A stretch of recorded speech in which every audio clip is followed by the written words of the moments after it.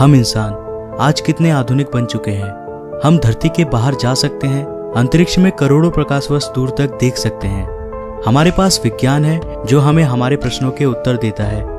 वैज्ञानिक डेटा के जरिए हमने हमारे अस्तित्व का भी काफी हद तक सही अनुमान लगाया है। पृथ्वी जो हमारा घर है, जहां हम मनुष्यों ने कई पीढ़ियां बिताई हैं, जिसने कई करोड़ सालों से जीवन को अपने अंदर आश्रय दिया है और आज भी देता आ रहा है। वैज्ञानिकों के अनुसार पृथ्वी पर जीवों की करीब 87 लाख प्रजातियां रहती है, जिसमें से केवल 15% प्रजातियों को ही हमने आज तक खोजा है। लेकिन आखिरकार ये सारे जानवर आए कहां से थे? आखिर धरती पर जीवन की शुरुआत कैसे हुई थी? इसे जानने के लिए हमें समय में पीछे जाना होगा, उस समय पर जब धरती अपनी शुरुआती अवस्था में थी। तो आइए चलते हैं आज से करीब 4.5 अरब साल पीछे। आज से करीब 4.5 अरब साल पहले चट्टान का एक बहुत ही विशाल सा गोला एक बेनाम तारे का चक्कर लगा रहा था। इसका सतह पिघले हुए लावा से बना था और इस पर जीवन का नामो निशान तक नहीं था। इस वक्त पृथ्वी पर लगातार आसमान से छोटे छोटे चट्टानों की बरसात हो रही थी। काफी लंबे समय तक यह प्रक्रिया चलती रही। इसके बाद चट्टान के इस विशाल से गोले ने एक ग्रह का रूप ले लिया। साथ ही इस ग्रह का अपना चांद भी बना। ये वही ग्रह है जहां आज हम सब रहते हैं। इस वक्त पर पृथ्वी का तापमान बहुत ही अधिक था। काफी लंबे समय बाद हमारे ग्रह का तापमान थोड़ा सा ठंडा हुआ और इस पर एक ठोस सतह का निर्माण हुआ। करीब 3.9 अरब साल पहले इसने फिर से आग के गोलों की बारिश का सामना किया, जिसे हम कहते हैं द लेट हैवी बम्बार्डमेंट। और इस वक्त धरती पर केवल छोटे चट्टान ही नहीं, बल्कि इसके साथ साथ उल्कापिंडों की भी बारिश हो रही थी। प्रतिदिन कई हजारों की संख्या में उल्कापिंड धरती पर बरस रहे थे। ये उल्कापिंड अपने साथ कुछ बहुत ही खास लेकर आए थे।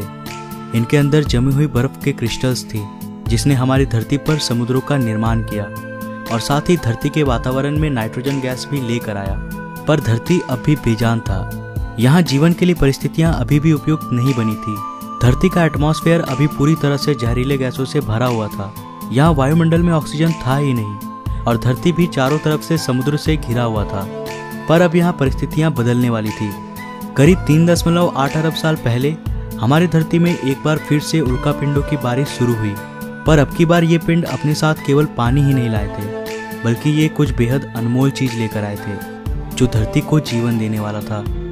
ये पिंड अपने साथ खनिज यानी मिनरल्स लेकर आए थे। साथ ही इन्होंने कार्बन, प्रोटीन और एमिनो एसिड्स का भी अंतरिक्ष से समुद्र की गहराइयों तक परिवहन किया। परंतु यहाँ समुद्र की गहराई में तापमान बहुत ही कम था। यहाँ सूरज की रोशनी पहुंच ही नहीं सकती थी। लेकिन यहाँ समुद्र की गहराई में भी छोटे छोटे प्राकृतिक चिमनीज थे, जो पानी को गहराई में भी गर्म रख रहे थे और यहीं पर जीवन का पहला बीज पनपा। हम ये नहीं जानते हैं कि ऐसा कैसे हुआ था, लेकिन किसी प्रकार से यहीं पर उन सारे मिनरल्स और केमिकल्स ने आपस में अभिक्रिया करके जीवन का बीज बोया और यहाँ जन्म हुआ पहले एक कोशिकीय जीवों का। ये एक प्रकार के बैक्टीरिया थे।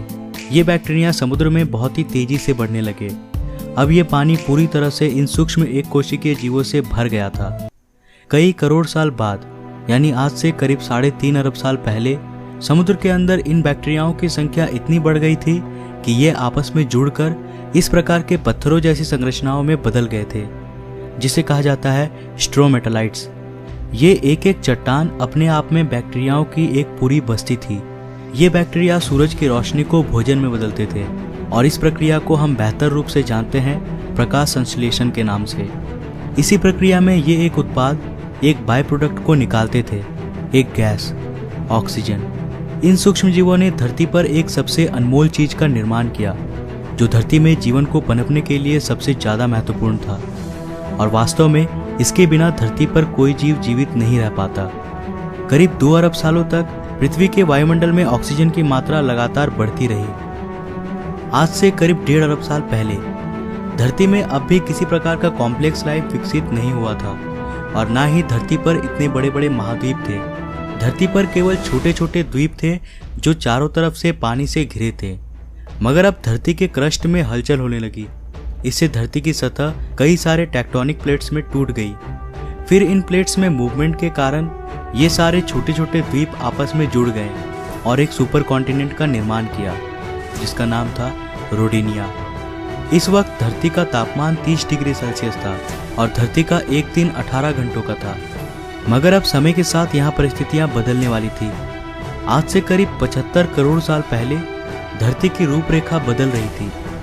धरती का सुपर कॉन्टिनेंट अब 2 भागों में टूट गया और धरती के नीचे का लावा ज्वालामुखी विस्फोट के साथ धरती की सतह पर निकलने लगा। इन विस्फोट के कारण धरती में कार्बन डाइऑक्साइड की मात्रा काफी बढ़ गई। अब धरती का आसमान इन कार्बन डाइऑक्साइड के घने बादलों से घिर चुका था। इन बादलों से लगातार अम्लीय वर्षा यानी एसिड रेन्स होने लगे।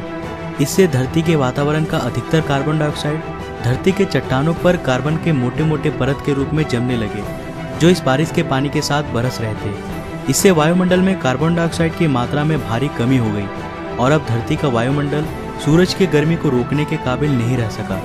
इससे धरती का तापमान बहुत ही तेजी से कम होने लगा और धरती पर पहले हिमयुग यानी आइस एज की शुरुआत हुई। ये आइस एज अब तक का सबसे लंबा आइस एज था, लेकिन ये भी हमेशा के लिए नहीं रहने वाला था।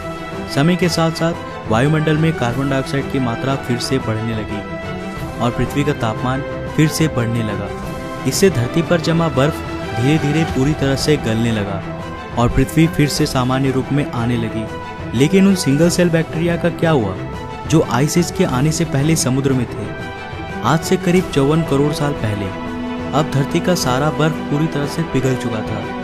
इस वक्त समुद्र के अंदर जाने पर हमें एक बिल्कुल नई दुनिया देखने को मिलती है। ऑक्सीजन की उपलब्धता में अब वे एक कोशिकीय जीव कई अन्य रूपों में विकसित हो चुके थे। यहाँ चारों तरफ समुद्रीय पौधे, ऐसे अजीब से छोटे छोटे समुद्री जीव थे, साथ ही ये दैत्याकार समुद्री दानव भी था, एनोमेलाकैरिश। ये सब कॉम्प्लेक्स मल्टीसेल्युलर ऑर्गेनिज्म के नए प्रजाति थे जो कि एक कोशिकीय सूक्ष्म जीव से विकसित हुए थे। ये है पिकाया। ये केवल 5 सेंटीमीटर लंबे थे, लेकिन इन्होंने अपने शरीर में कुछ बेहद ही खास विकसित कर लिया था, जो आगे चलकर हमारे शरीर का एक महत्वपूर्ण अंग बनने वाला था। ये पहले जीव थे जिनके पास रीढ़ की हड्डी थी और इन्हीं से विकसित होकर ये खासियत हमें भी मिलने वाली थी। आज से करीब 46 करोड़ साल पहले अब धरती कुछ हद तक जानी पहचानी हो गई थी। धरती का सुपर कॉन्टिनेंट अब और भी कई भागों में टूट गया था, परंतु अब भी यहाँ जमीन पर रहने वाले जीव नहीं आए थे और धरती के सतह पे पेड़ पौधे भी नहीं उगे थे। पर ऐसा क्यों था? दरअसल ऐसा सूरज से आने वाले हानिकारक अल्ट्रावायलेट किरणों की वजह से हो रहा था।